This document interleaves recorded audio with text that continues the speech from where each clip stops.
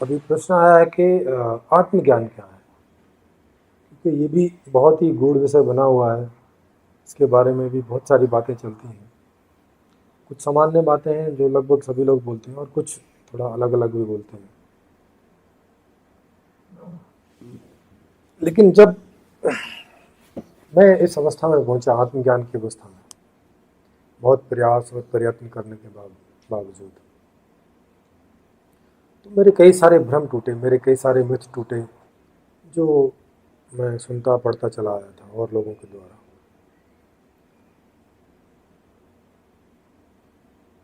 एक तो ये टूटा कि लोग जो बोलते थे वो अवर्णीय है। तो जिसको वो अवर्णीय बोल रहे थे,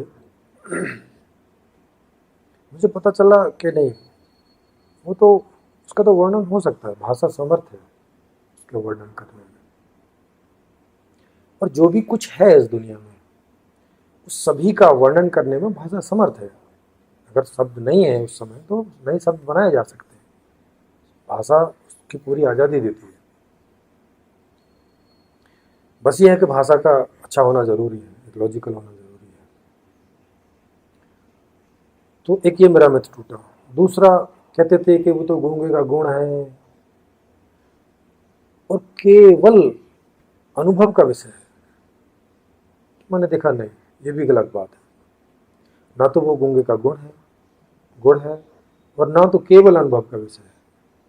वो अनुभव के साथ साथ चर्चा का भी विषय है। आपने जो अनुभव किया आप उसको व्यक्त कर सकते हैं, भाषा उसमें समर्थ है पूरी, और बाकी नए शब्द गढ़े जा सकते हैं। तो ये भी मेरा मिथ उसमें टूटा कि ये कोई गूंगे का गुण है और ये केवल एक अनुभव का विषय है और इसको आप व्यक्त नहीं कर सकते। दूसरा तो हो गया। तीसरा ये हुआ कि लोगों ने बोला कि जब आप आत्मज्ञान की स्थिति में जाते हैं तो आपके सारे दुख दूर हो जाते हैं। ये भी मिथ ही निकला। और मिथ तो आप समझ रहे होंगे, मिथ का मतलब रहता है कि जो चीज़ें कही गई हैं, सुनाई गई हैं, लेकिन वास्तव में वो है नहीं, उसको मिथ बोलते हैं। तो ये भी एक मिथ निकला, ये सत्य नहीं निकला। मिथ मतलब मिथक, झूठा। जब मैं वहां पहुंचा तो मैंने देखा कि एक अच्छा तो लगा कि हाँ, आत्मज्ञान हो गया, जिसके लिए इतना प्रयास कर रहा था, और काफ़ी काफ़ी संतुष्टि मिली। और वो उसी प्रकार की थी जैसे हम इस दुनिया में भी कोई चीज़ बहुत चाहते हैं और उसके लिए बहुत प्रयास करें और मिल जाए, तो वहाँ जैसी जैसा सुख होता है, वहाँ जैसी अच्छा लगता है, वैसा ही लगा। और जैसे बाहर एक समय तक उसका सुख और रहता है, तो ऐसे ही उसका भी एक समय तक था। ऐसा नहीं था कि चिरकाल तक अब सुख ही सुख रहेगा, आनंद ही रहेगा। तो ये मेरा ये मेरा वहाँ मिथ टूटा। तीसरा, मुझे लोग बोलते थे कि वहाँ आनंद है, और आनंद का मतलब वो बोलते थे कि कोई सुख दुख से परे की चीज़ है, माने सुख और दुख से अलग कोई चीज़ है। लेकिन क्या है ये कभी कोई नहीं बताता। वो कहते थे बस ये गूंगे का गुण है, ये गूंगे का गुण है, और ये बस केवल अनुभव का विषय है, आप जाओ खुद ही अनुभव करोगे, दूसरा कोई कुछ नहीं बताएगा। तो मैंने देखा इस तरह का कोई आनंद नहीं था। वो भी एक प्रकार का सुख ही है, जो एक टाइम फ्रेम में रहता है। और ये निर्भर करता है कि आप कितना प्रयास करके वहाँ पर पहुँचे। आप बहुत ज़्यादा प्रयास करके पहुँचते हैं तो आपको बहुत ज़्यादा और थोड़ा ज़्यादा देर तक सुख प्राप्त होता है। आसानी से पहुँच जाते हैं तो आसानी वाला सुख और उतने टाइम फ्रेम तक रहता है।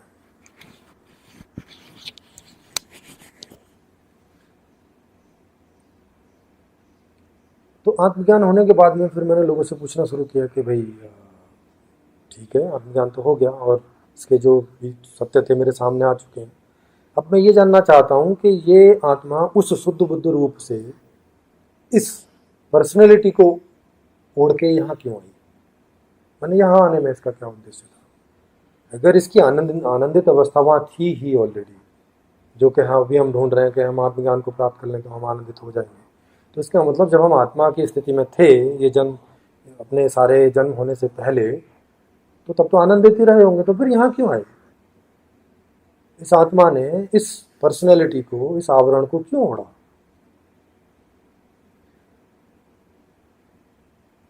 तो इसको मुझे बहुत लंबे समय खोजना पड़ा, और मुझे खोज के बाद में आया कि ये आनंद के लिए, और आनंद का मतलब यहाँ सुखों की निरंतरता है, विभिन्न प्रकार के सुखों की निरंतर।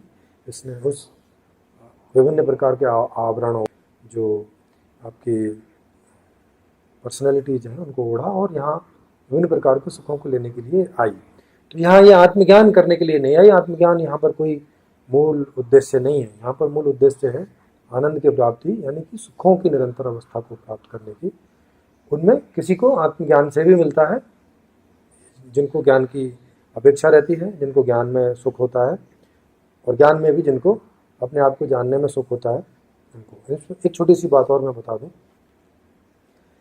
कि आत्मा का मतलब यहाँ होता है कि अभी जब आपको आत्मज्ञान नहीं हुआ तो अभी आप होने को जो आप अनुभव कर रहे हो, अभी जो आपके होने का जो अनुभव है वो आपकी पर्सनैलिटी के साथ है। माने आप डॉक्टर हैं, इंजीनियर हैं, अच्छे हैं, बुरे हैं, प्रेमजीत हैं, अम्बरीश हैं, ये हैं, वो हैं, बहुत सारे आवरण अभी आपके जो शुद्धमय है उसके ऊपर है। तो अभी जो ये आप अनुभूति करते हो, ये मैं हूँ, ये होने की, ये आवरण के सहित है। उसमें एक सिंपल सी साधना होती है। उस साधना के द्वारा आप जब इन आवरणों का को उसमें छोड़ने की प्रक्रिया है कि आप एक एक करके आवरण को छोड़ते चले जाते हैं। जब आप सारे आवरण को छोड़ देते हैं और केवल शुद्ध मैं को आप महसूस करते हैं, तो वहाँ आपको केवल शुद्ध मैं अनुभव होता है बिना किसी बाहरी आवरण के। तो उसको आत्मज्ञान कहा जाता है, वही आत्मज्ञान है। और वो यहाँ पर भी हो रहा होता है, लेकिन बहुत हल्की अवस्था में होता है, क्योंकि आवृत है वो। जैसे किसी चीज़ को हम किसी बात से ढक के रखें, किसी एक आवरण से, वो पारदर्शी है लेकिन वो कोई रंगीन टाइप का है, जिसमें से हम थोड़ा देख तो पाते हैं उसके पार, लेकिन उतना स्पष्ट नहीं दिखता, धूमिल सा दिखाई पड़ता है कि कुछ तो है, ऐसा करते हैं। तो ऐसे ही अपने होने की अनुभूति को हल्का सा कर पाते हैं। यही इसी अनुभूति को गहरे से जब आप वहाँ जाके कर लेते हैं, इसी को आत्मज्ञान कहा जाता है। आत्मज्ञान इसके अलावा और ऐसा कुछ नहीं है कि जिसको इतना महिमा मंडित और इतना कि ये जीवन का अंतिम लक्ष्य है और ये ऐसा ऐसा क्या कहा जाता है, ऐसा कुछ नहीं है। दूसरे खोजों की जैसे ये भी एक खोज है, पर खोजी लोगों का ये विषय है, सबका नहीं। बस यही है।